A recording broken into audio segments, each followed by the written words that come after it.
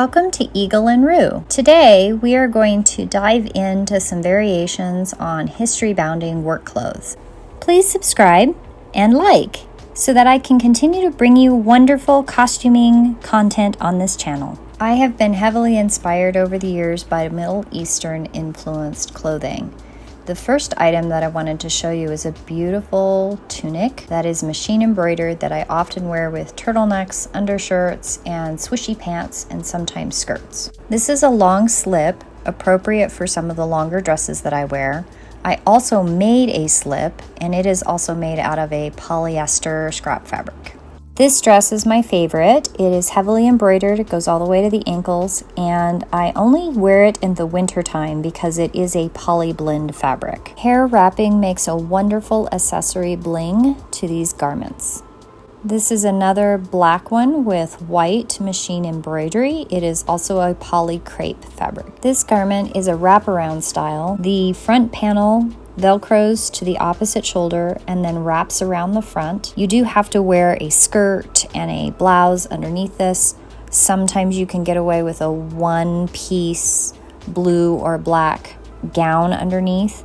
They are so comfortable and very heavily decorated, and it comes with a matching scarf. This is a long wool coat with machine embroidery, and it is from East Essence Company. I wear this coat with all of my long gowns. It is so warm and lightweight. There are many layers to my Victorian inspired work clothes, so we're going to start with undergarments.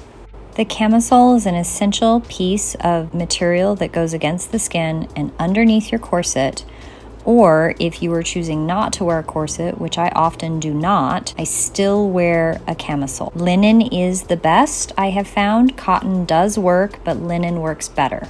Drawers are also an essential piece of undergarment. You can wear split drawers, which is what I prefer, or you can wear bloomers that are not split at the crotch. The corset cover is really only essential if you are wearing a corset. Next is a simple cotton petticoat with a yoke at the top. This is my faux woolen petticoat. It is not real wool. It is made out of scrap fabric. It ties in the back or in the front first and then in the back. I very rarely wear this, but it would not go directly over the drawers as shown. It would go over a cotton petticoat or an under petticoat. This is a simple poly blend fabric of a check pattern. It is the very first petticoat I made, and I still use it. This petticoat is made from scrap 100% silk taffeta, and it makes a wonderful rustling sound. Now we will discuss tops, sometimes called blouses and shirtwaists. Blouses can be acquired through thrift stores, and my first couple that I still wear all of the time came from there. I recommend blouses that are 100% cotton or linen, have pin tucks and collars, and that actually fit you. You can choose poly blend fabrics for your blouses. I would recommend paying attention to wearing a cami underneath because poly blend fabrics traditionally do not breathe and you will be warmer wearing them. You can also choose to make your own blouses and shirtwaists with 100% cotton and linen fabrics. I do recommend 100% cotton sheeting or shirting fabrics. There are literally thousands of patterns to choose from, so I recommend making a few different types to see what you like. This blouse is actually a truly Victorian blouse with a peplum waist with lace overlay on the collar. This blouse was made around 1993, is 100% cotton, wide sleeves and a high collar, and a zipper back. And now we are to the bottoms. This is a heavy-duty black fabric, 100% cotton and interlined. It was the first skirt. I was attempting to make a Victorian walking skirt and I had no pattern. As you can see, the pockets gape and the front doesn't lay correct, but I still wear it. It's got a few bleach stains, but it is pretty much my go-to work skirt. This cotton pattern fabric is also interlined, and it is the second skirt I made. I improved drastically on the previous pattern. I only did one pocket in this skirt, but it fits better. On the mannequin, it doesn't close because the mannequin's a little large for me. In addition, I made a matching jacket. The jacket is actually based on a Tudor Tailor Elizabethan jacket pattern, and I put cam snaps on the front instead of hook and eyes or buttons, and it is so comfortable and I love wearing it. This is my scrap fabric skirt. The waistband was from a sheet. The back panels are from an old skirt that was never finished, and the front panel was scrap fabric I had in my bin. It is interlined in 100% cotton sheeting, and it is definitely a winter skirt. This skirt and vest also came from my scrap fabric. It is interlined in 100% cotton quilting fabric with little minions on it, and the vest has no boning. This is the conceptual drawing that I made when I first purchased the green fabric for this skirt. It has 2 pockets and is not interlined. It does have an 8-inch hem. This is the most recent skirt iteration, and it is made from a truly Victorian walking skirt pattern. It is made from 100% cotton. It is not interlined, and it also has an 8-inch hem. This first combination is the gray patterned skirt with the green vest and a thrifted cotton blouse.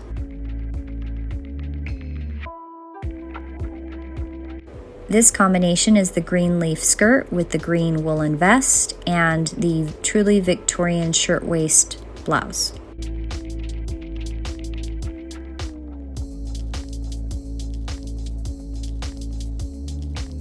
This combination is the cotton truly Victorian skirt with the blue woolen vest and the truly Victorian blouse.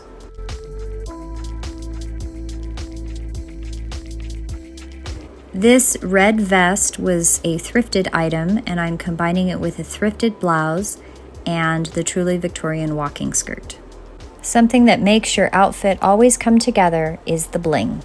And we're gonna start with hats because I love hats. The first hat that I started really wearing with my historically inspired clothing was this hat that I got at Walmart. It's 100% wool. The decoration is polyester.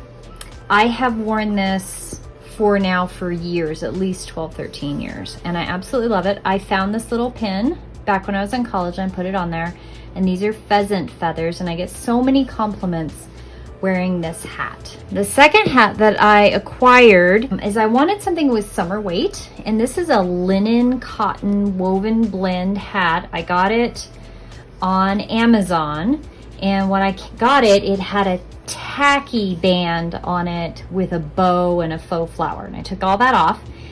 And this is handmade bobbin lace that I made. It's linen. And then I found these beautiful pins. These are secondhand vintage pins, and I just stuck them on my hat. And these are just feathers that I got from Michael's, and when they shred, I just replace them, and I've shredded a couple of them. The next hat that I acquired was I've actually had this one for a really long time, but I just didn't wear it. This last winter, I started really wearing it. It's faux fur, it's not real. It's lined in a poly blend and an elastic that's really kind of doesn't have any elastic left, but it gives just enough grip. This brooch came from a friend in the SCA, and it fits perfectly with this aesthetic. I love this hat. This is a straw hat from Walmart, and I put a headband on it. I'm actually gonna change this because it does warp the shape of the band a little bit because it's too tight. But this is a tiger eye brooch that I have had since college. I got it at a secondhand store, and it is the perfect summer lightweight hat. I do have to wear my hair up when I wear this, or it's a little too big for my head. This was actually a thrift store find a couple years ago. This brooch I made myself, but this is a faux fur, I think. I'm not sure if it's real fur or not. It looks like it was woven, and it does shed a little bit. It's almost like it's a cashmere. It's fuzzy and it's soft, but I love the shape. It's just this wonderful shape. It doesn't have much stiffening. I have thought about starching it to stiffen it, but it's beautiful and I love it. Okay, next on the bling is actually for hair stuff. Hats to hair things. These are bone combs and hair pieces that two of them were gifted to me for Christmas by a coworker because she knows that I love vintagey things. These are not vintage, they're new, but they are made of bone and I love them. I absolutely love them. And then I went by and bought this one. But next is, so I make hair and hat pins. And these are hat pins, these are the longer ones. So I can stick them in the back of the hat when my hair is up so the hat doesn't go away. And these are veil pins that I wear with veils, hold the scarves up in some of the Middle Eastern type head wraps that I do. I wear these pins and I love them. They are wonderful. I got myself a pocket watch a couple years ago. This actually works. Look at that. And it clips on to a fob that I put inside my vest, and this is my pocket watch, and I absolutely adore this pocket watch. I absolutely adore it.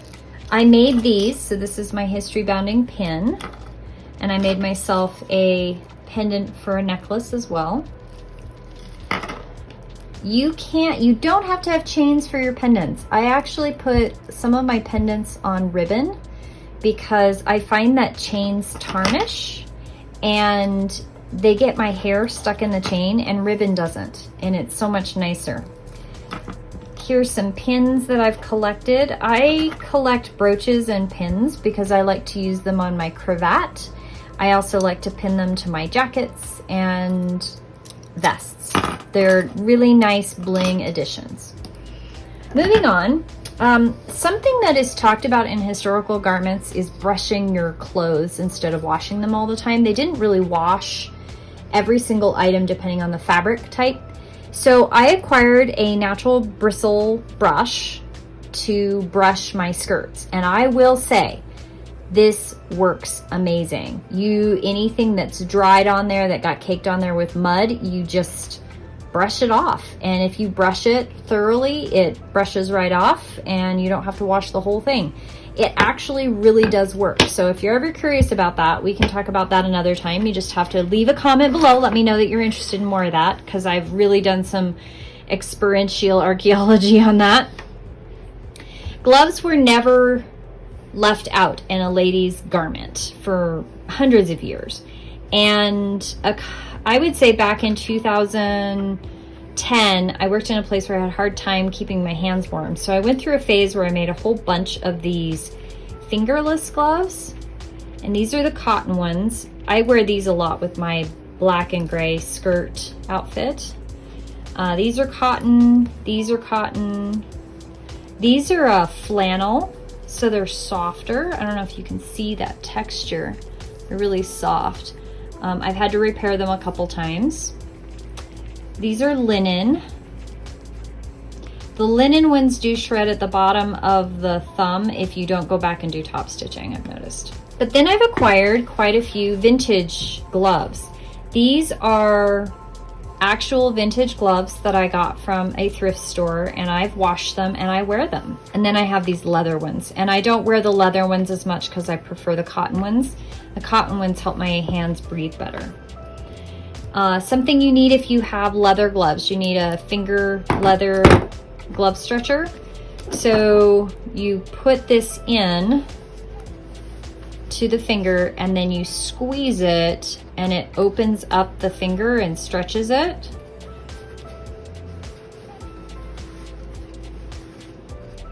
It helps stretch the leather so your fingers will fit. It also helps keep the glove in better shape. You'd have to ask a glovier more specific questions, but I do use my glove stretcher, especially if I've had to spot clean my leather gloves. It just helps them keep their shape nicely. Cotton gloves because I don't need to, but it is a valuable tool, and I got this at a thrift store as well. Scarves, and I have fallen in love with wearing scarves around the neck like a cravat.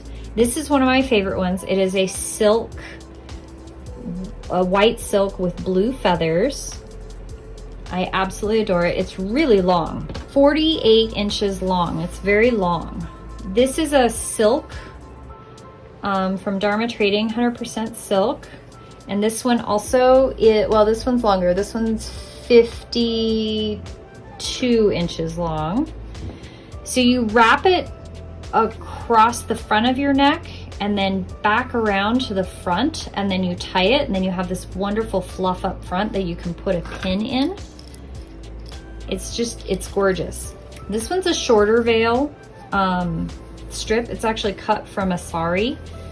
And this one's less long. It is only 42 inches long, and it's narrower, but it's brightly colored, and I usually wear this with my blue outfit, so I don't need a lot of additional blue in my wardrobe.